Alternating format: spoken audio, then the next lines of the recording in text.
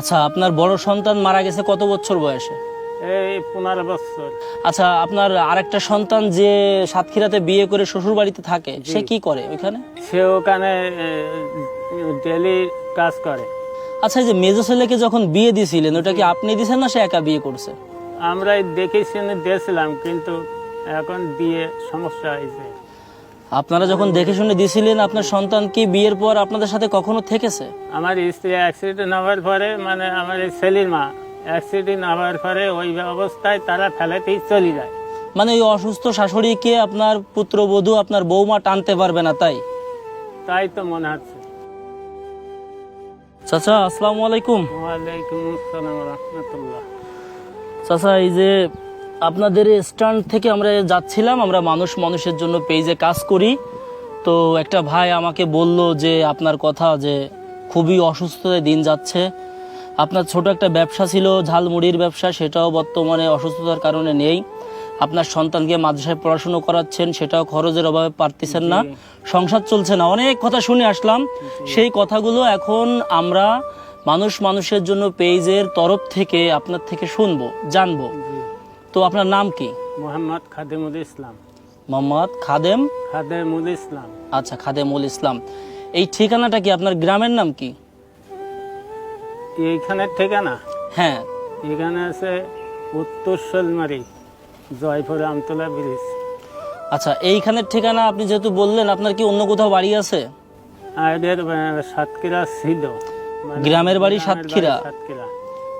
আচ্ছা, এখানে কি ভাড়া থাকেন? এটা আছে এক মালিকের জায়গায় আমারে মূলত থাকতে দিয়েছে, এবং ঘর সেও উঠে দিছে। এই কারণে আমি এখানে থাকি। একজন আপনাকে আশ্রয় দিয়েছে, সে ঘর উঠাই দিয়েছে, তাই আপনি এখানে থাকেন। আপনি কি করেন? আমি আগে রিক্সা চালাইতাম। আমি অসুস্থ হবার পরে এখন এখানে এসে মূলত কোনো কষ্টের কাজ করতে পারি না। এখন একটু দোকান দিয়েছিলাম, সেও পরের জায়গায়, তা সেটা মানে পয়সার অভাবের কারণে আমি সেটা ঠিক মতন ভাবে চালাইতে পারছি না। ওখানে আপনার ব্যবসা করতে কত টাকা পুঁজি লাগে? 20-25 হাজার টাকা মূলত তো এমনি লাগে, তারপরও আমার পুঁজি নাই বলে আমি কোনোটাই করতে পারি না। আপনার সন্তান কয়জন? তিনটা সন্তান, তা বড়টা হচ্ছে ক্যান্সার মারা গেছে, আর দুইটাতে একটা সাতক্ষীরায় এখানে থাকতো, সে সাতক্ষীরায় শ্বশুর বাড়ি থাকে, সে আমাদের দেখাশোনা করে না বা পয়সা করেও দেয় না। এখন ছোট ছেলে বাড়ি আসছে, 200 টাকার জন্য একটা ফর্মে কি করবে, রেজিস্ট্রেশন করবে, তাও আমি 200 টাকা এখন দিতে পারছি না। আমি এত অসুবিধার মধ্যে। আচ্ছা, আপনার বড় সন্তান মারা গেছে কত বছর বয়সে? এই 15 বছর। আচ্ছা, আপনার আরেকটা সন্তান যে সাতক্ষীরাতে বিয়ে করে শ্বশুর বাড়িতে থাকে, সে কি করে ওইখানে? সে ওখানে ডেলি কাজ করে, মানে দিনমজুরের কাজ করে। তা শ্বশুর বাড়িতে থাকে, আপনাদের পরিচয় দেয় না, এর কারণ কি? পরিচয় মন চাইলে হয়তো বলে না, আসলে কথা বলে না, মূলত কোনো মোবাইলে কোনো ইয়ে হয় না, সংযোগ হয় না আর কি। আচ্ছা, ছোট যে সন্তানের কথা বললেন, মাদ্রাসাতে পড়ে, কোন ক্লাসে পড়ে? ক্লাস 8। সে কোন মাদ্রাসা? এটা খুলনা তালিমুল মিল্লাত মাদ্রাসা। খুলনা তালিমুল মিল্লাত। তালিমুল মিল্লাত মাদ্রাসা। জি। তার নাম কি? মোহাম্মদ ইমন হোসেন। মোহাম্মদ ইমন হোসেন। জি।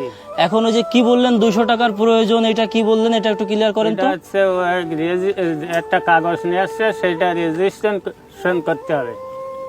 রেজিস্ট্রেশন করতে হবে, এই জন্যই সে বাড়ি আসছে মাদ্রাসার থেকে 200 টাকার জন্য। মূলত আমার কাছে নাই, দিতে পারছি না। আচ্ছা, আপনার ছোট সন্তান জিজ্ঞাসা মানে আপনাকে বলেছে বাবা 200 টাকা লাগবে একটা রেজিস্ট্রেশনের জন্য, ফর্ম ফিল আপের জন্য, এটাও আপনি দিতে পারছেন না।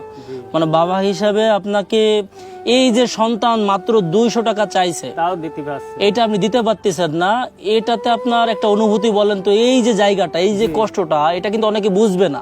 জি।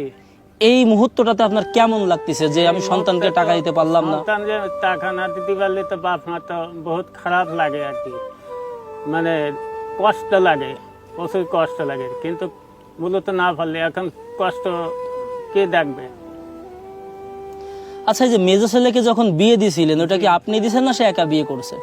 আমরাই দেখে শুনে দিয়েছিলাম, কিন্তু এখন দিয়ে সমস্যা হয়েছে। আপনারা যখন দেখে শুনে দিয়েছিলেন, আপনার সন্তান কি বিয়ের পর আপনাদের সাথে কখনো থেকেছে? না এখানে ছিল, কয়েক মাস ছিল, থাকার পরে ওর মার একটা অ্যাক্সিডেন্ট হয়েছিল মোটর সাইকেলে। মা বলতে কি আপনার স্ত্রী? জি, হ্যাঁ। আমার স্ত্রী অ্যাক্সিডেন্ট হওয়ার পরে, মানে আমার এই ছেলের মা অ্যাক্সিডেন্ট হওয়ার পরে ওই অবস্থায় তারা ফেলাতেই চলে যায়। ওই যে যখন আপনার স্ত্রী অ্যাক্সিডেন্ট করলো তখন আপনার ছেলে এবং ছেলের বউ আপনার স্ত্রীকে রেখে চলে গেল, চলে গেছে। এর কারণ ছিল কি? এই কারণ কিছু না, এখানে তাদের যে কি কারণ তারাই জানে। মানে ওই অসুস্থ শাশুড়িকে আপনার পুত্রবধূ আপনার বৌমা টানতে পারবে না, তাই তাই তো মনে হচ্ছে। একটু ক্লিয়ার করে বলেন আমাদের অডিয়েন্সের উদ্দেশ্যে, আপনি বলেন যে আপনার সেই সন্তান কেন চলে গেল? এই যে বৃদ্ধ বাবা মা তাদেরকে রেখে আজকে সে কর্ম করতে পারে, পরের একটা মেয়ের সাথে যখন আপনি থেকে বিয়ে দিলেন, আপনাদের সুখের একটা দিন আসলো, ওই সন্তান যদি 200 টাকাও ইনকাম করতো তাহলে আপনারা নুন ফ্যান খেলেও খেতে পারতেন, কিন্তু এখন অন্যের বাড়ি, শ্বশুরের বাড়ি যে কেন থাকছে, মূল কাহিনী কি? মূল কাহিনীটা তো আমরা বুঝতে পারছি না বা জানতে পারছি না যে তাদের মূল কাহিনীটা কি। এখন কি আপনি কি বোঝেন, এটা কি আপনার সন্তান কোনো অন্যায় করেছে, নাকি আপনার সেই পুত্রবধূ আপনার বৌমার কথা শুনে চলে গেছে? আমার তো মনে হয় এই পুত্রবধূ বৌমার কথা যা বলে কানে কানে খুশফুস করতে শুনেছি, কিন্তু মূলত মনে হয় সেই কারণের জন্য চলে গেছে।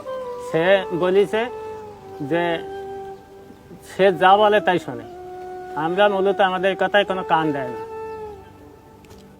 এই যে সন্তানকে এত কষ্ট করে মানুষ করলেন, আপনার যে বড় সন্তানটা মারা গেল, আসলে পিতা বেঁচে থাকতে সন্তান মারা যাওয়ার পর তার খাটিয়া কাঁধে নেওয়া, এটা যে কত বড় কষ্টের, তো যে বাবার সন্তান মারা গেছে সেই জানে।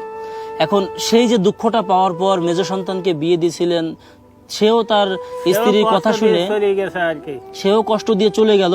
বড় সন্তান মারা গেছে, মনে করেন যে এটা আল্লাহটাকে সাড়া দিয়ে চলে গেছে, দুঃখটা সাময়িক, কিন্তু যে সন্তান বেঁচে আছে সেই সন্তান তার পরিবারের কাছে নেই, অন্য একটা মেয়েকে বিয়ে করার পর সেখানে চলে গেছে। আসলে এই যে দুঃখের ব্যাপারটা, এটা একটু বলেন তো।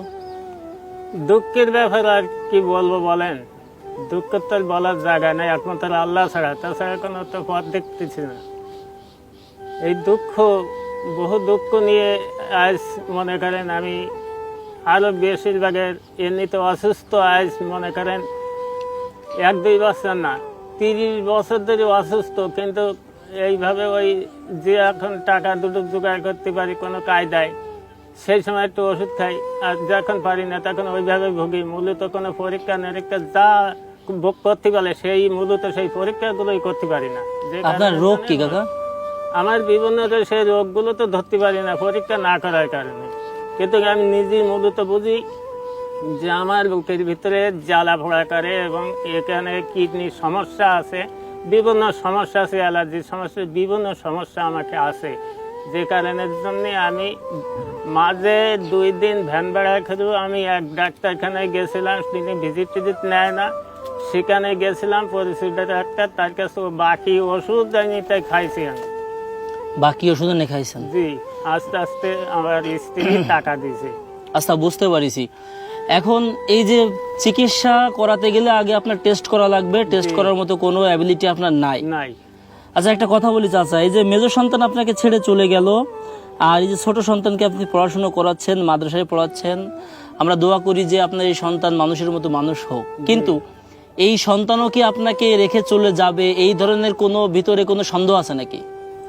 না, সেইটা তো দেখতেছি না, তারপর পরবর্তীতে কি হবে বলতে পারি না, আল্লাহ পাক জানে। আল্লাহ পাক জানে। আমরা চাই, আমরা দোয়া করি যেন এই ছোট সন্তান আপনার সংসারে হাল ধরে আর ওকে মানুষের মতো মানুষ করান। আর ওই যে বললেন যে মাত্র 200 টাকা দিয়ে পড়াশুনো করাতে পারতেছেন না, এখন মনে করেন 8ম শ্রেণীতে পড়ে, এখন আরো সামনে পড়াশুনো করতে গেলে তো অনেক টাকার একটা ব্যাপার, তাই না? জি। তো আপনি আপনার একটা চাওয়া সম্পর্কে বলেন যে আমাদের অডিয়েন্সের কাছে, যারা দেশ থেকে এবং প্রবাস থেকে আমাদের ভিডিওগুলো দেখে, মানুষের পাশে সাহায্য সহযোগিতায় দাঁড়ায়, তাদের সম্পর্কে, মানে তাদের কাছে আপনি একটু বলেন যে আপনি কি চান, বর্তমানে কি হইলে আপনার এই পরিবারটা বাঁচে বা আপনি সুস্থ হইতে পারেন বা সন্তানকে সুশিক্ষায় শিক্ষিত করতে পারেন। আমি সুশিক্ষায় শিক্ষিত আমি করতে চাই, কিন্তু মূলত শিক্ষিত করতে গেলে প্রচুর পরিমাণ যে টাকা লাগে। আপনারা শিক্ষিত মানুষ, আপনারা পড়াশুনো করেছেন, মূলত আপনারা খরচ কীভাবে লাগে এটা আপনারা জানেন, যে এখানে মাদ্রাসা বলে টাইটেল পাস মাওলানা হলে মানে কামেল পাস পর্যন্ত লেখাপড়া করতে গেলে কত টাকা খরচ হয় সেটা তো আপনারাও জানেন, কিন্তু আমি তো এই হিসাব জানি না, কিন্তু তবু আমার মনে হয় বহু টাকা লাগে, 20-50 হাজার টাকা তো লাগেই আমার মনে হয়, তারও বেশি লাগে।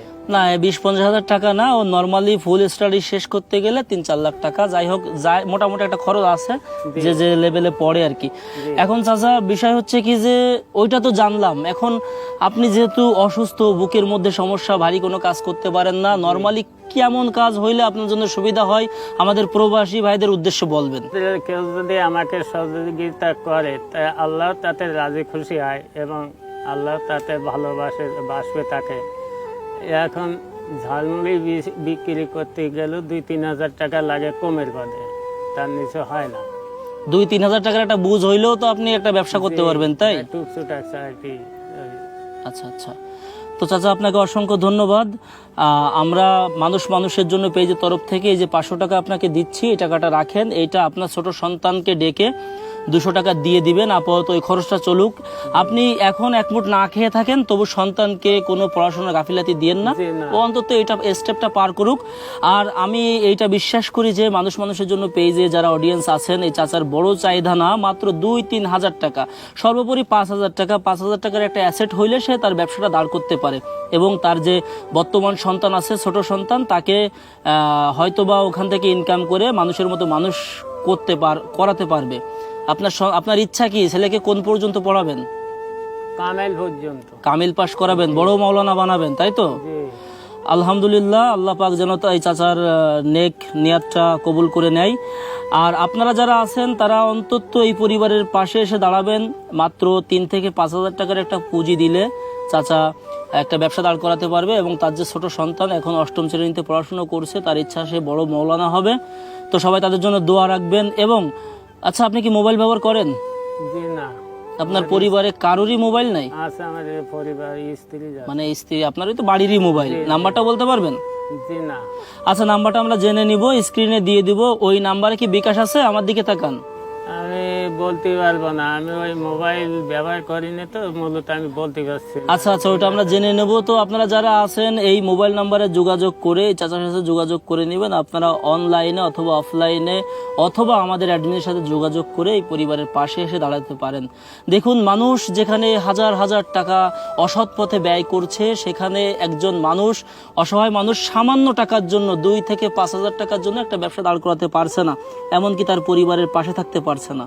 সো আপনারা যারা অনেক টাকার মালিক, যারা কোটিপতি আছেন, যারা অসহায় মানুষের পাশে দাঁড়ান, তাদের কাছে আমার আকুল আবেদন থাকবে যে এই পরিবার, এই চাচা তার সন্তানকে বড় মাওলানা বানাতে চায়, অন্তত ইসলামের দৃষ্টিকোণ থেকে হলেও আপনার তাকে সামান্য টাকা দিয়ে তার পাশে দাঁড়াবেন। সবাই ভালো থাকবেন, সুস্থ থাকবেন, এই চাচার জন্য দোয়া রাখবেন। আল্লাহ হাফেজ।